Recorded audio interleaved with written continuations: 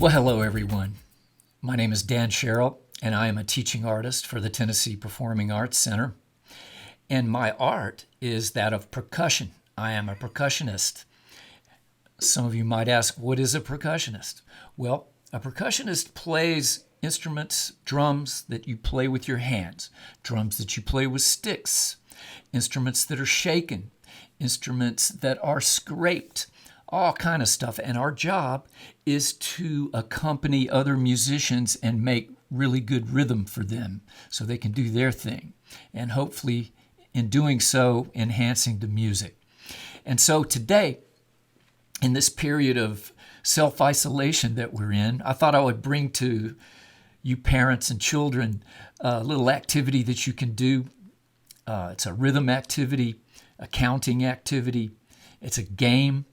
And I'm going to be using all kind of different little instruments here. And I'm going to be using a looping machine, which is not necessary to do this, but it kind of helps the vibe. So let's get started. The first instrument I'm going to show you here is called a tail shekere. This is it right here. Now this is a gourd that grew on a plant.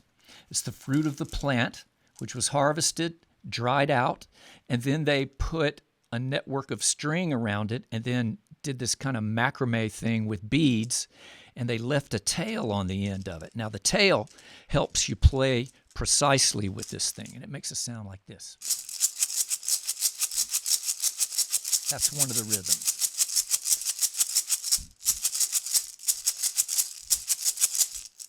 And so forth.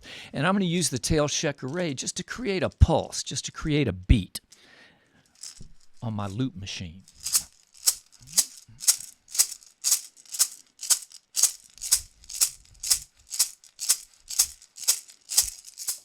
Yeah. Now I got this one. This is the tail shekere's big brother, a big shekere. And it too is a fruit of a plant. Harvested, they cut the top off of it, empty the seeds out of it, and as you can see, it's totally hollow on the inside.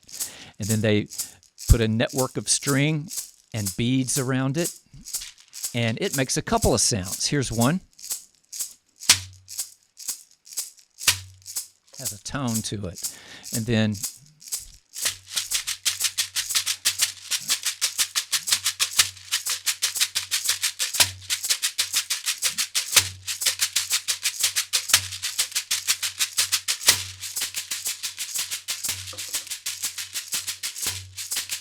you can't have a groove without cowbell.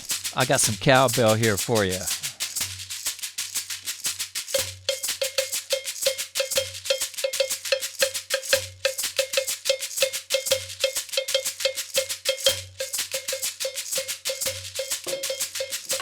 All right. And then I have this instrument. This is called a talking drum. Well, why is it called a talking drum? Well, a long time ago, there were no telephones, no cell phones, no landlines. There was no TV. There was no radio. There was no computers, no tablets, no Nintendo. But in Africa, the areas of Nigeria and Guinea, they had no problem communicating across long distances. And how did they do it? With the talking drum. That's right. I had a friend that explained in her village years before she was born, when the chief wanted to call the people together, the people of the village that may have lived miles away from the center, to a meeting. When they wanted to call them to a meeting, they would have the master drummers play this instrument, which mimics the human voice, and they had a whole language that they could use to call the people or send messages all through this instrument. And the drummers, the master drummers, spent their entire childhoods learning how to communicate with this instrument.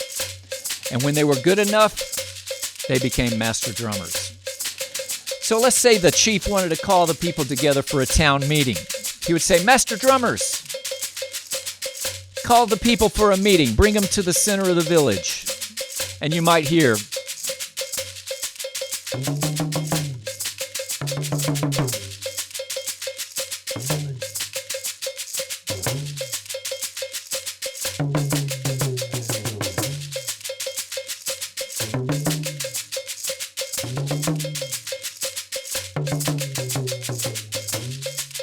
And sure enough, people all from miles around would hear that, and then all of a sudden, at the appointed time, they showed up in the center of the village for the meeting. All done through the talking drum. Well, we're going to use it in a little game here. And I'm going to ask my lovely wife, Diane, to come up and help us out. Say hello to the people, Diane. Hi, everyone. Now, what's going to happen? Let's just get a little groove going here, a little dance step.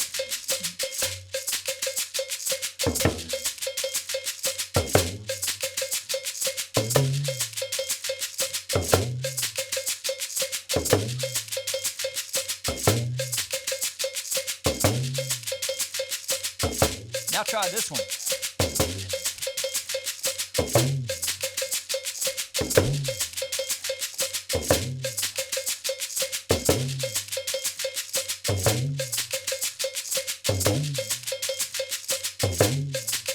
Now what's going to happen? Here's the game. When I play Mr. Talking Drum one time, you dance with your hands in the air.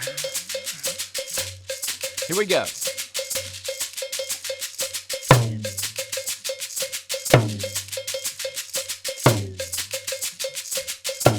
If I play 2 times, on hips.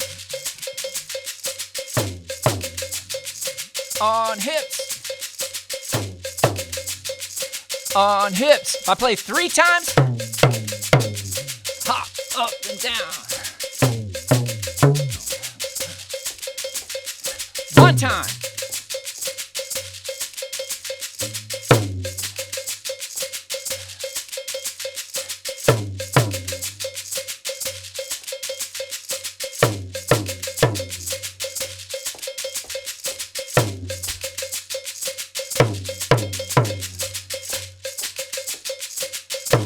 I'm going to try and trick her.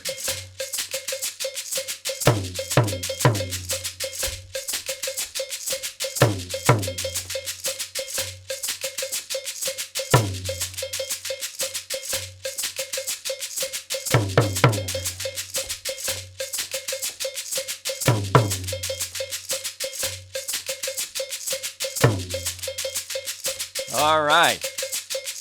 Now, parents, you might have to help your young one if they're 3 years old or younger. You might have to help them understand what's happening. A lot of young kids at age 3 can count, but they may not know the significance attached to the number. So you might be able to help them with that, you know. So 1, 2, 3. 1, 2. Help them count a little bit. If you do it enough, they'll get it. So now, let's see if we can freestyle a little bit. Are you ready? You can dance any way you want. 1,